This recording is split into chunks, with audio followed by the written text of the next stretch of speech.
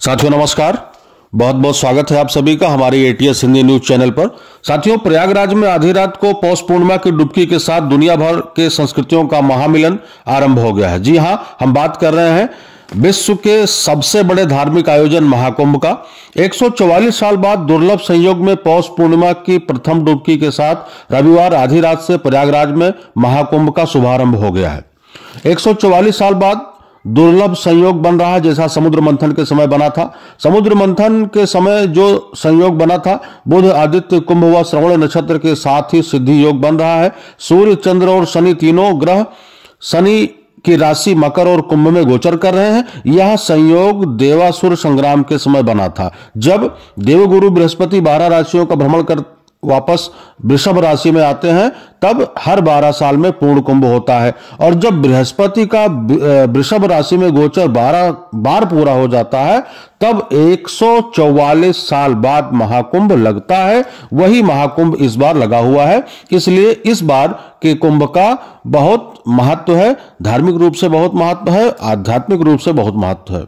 समुद्र मंथन के दौरान निकले कलश से छलकी अमृत की चंद बूंदों से युगों पहले शुरू हुई इस परंपरा का इस बार 13 जनवरी से आगाज हो गया है, जो 26 फरवरी तक होगा। इस बार महाकुंभ में 183 देशों के लोगों के आने की उम्मीद है। इन विदेशी मेहमानों के स्वागत और आतिथ्य के लिए भव्य तैयारियां की गई हैं।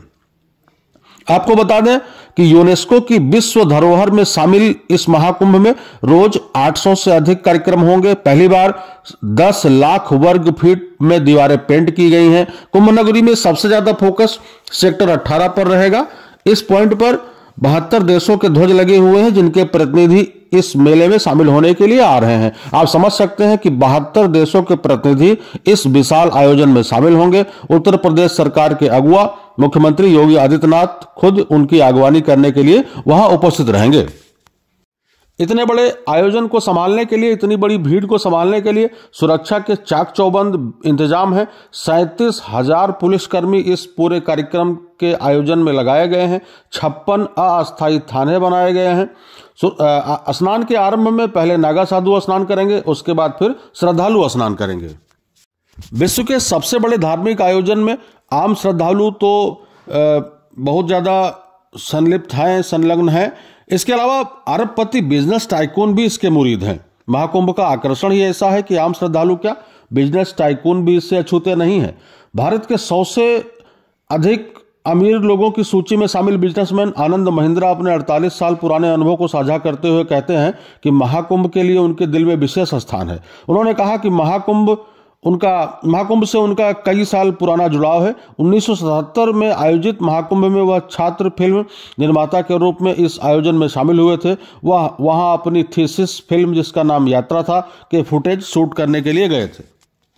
उत्तर प्रदेश सरकार द्वारा श्रद्धालुओं पर पुष्प वर्षा की जाएगी। मुख्य स्नान पर्वों के दिन संतों और स्नानार्थियों पर हेलीकॉप्टर से पुष्प वर्षा की जाएगी। इसकी शुरुआत पौष पूर्णिमा स्नान पर्व यानी सोमवार से ही प्रारंभ हो जाएगी। इसके बाद मकर संक्रांति पर होने वाले अमृत स्नान और इसके बाद के सभी मुख्य स्नान पर्वों पर उत्तर प्रदेश सरकार द्वारा हेलीकॉप्टर से पुष्प वर्षा की जाएगी। आइए इस चर्चा को आगे बढ़ाते हुए कुंभ के बारे में और चर्चा करते हैं। कुंभ केवल मेला ही नहीं है, बल्कि मानव कल्याण के लिए धर्म का उदात्त प्रयोग है, जिसमें ज्ञान विज्ञान के माध्यम से अमृत की खोज करनी है। यह अमृत मानव को देवता बना सकता है। इसी अमृत की लालसा लिए असंख्य श्रद्धालु कुंभ में तीर्थ स्नान करके स्वात्म धन्यता का बोध करते हैं। कुंभ ज्ञान और उपासना का केंद्र है। इसमें केवल अगाध जलराशि का संगम नहीं होता है, बल्कि बहुविध विचारों का संगम भी होता है। इसमें ज्ञान, वैराग्य व भक्ति के वाहक साधु संतों की अद्भुत त्रिवेणी सृजित होती है। शैव संप्रदाय और वैष्णवों के साथ विभिन्न सगुणी और निर्गुणी संतों द्वारा किए जाने वाले स्नान और अनुष्ठान लोगों को सहज ही सम्मोहित करते हैं और प्रभावित भी करते हैं। गोस्वामी तुलसीदास ने श्री रामचरितमानस में लिखा है कि को कह सके प्रयाग प्रभाव, यानी प्रयाग का प्रभाव कौन कह सकता है। आप भी यदि सपरिवार कुंभ में स्नान, ध्यान, पूजा अर्चन करना चाहते हैं तो निकलिए अपने गंतव्य की ओर, पहुंचिए इस विश्व के सबसे बड़े धार्मिक आयोजन में और देखिए साधु संतों का अनूठा संगम। धन्यवाद।